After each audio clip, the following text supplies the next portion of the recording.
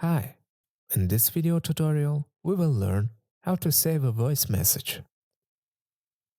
You can't do this on an Android phone, but you can do it on a computer. Let's go to Telegram on the computer.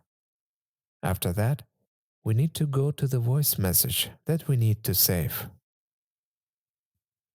I have this voice message. We can listen to it.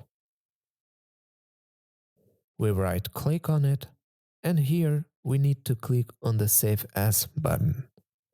After that, we need to choose a location where we want to save the audio file. I'll save it to my desktop. Click on the Save button. Then we go to the desktop and see our voice message. We can click on it 2 times. Select the program through which we want to play the audio file. I will use this one. This way I listen to my voice message, which was downloaded from the Telegram.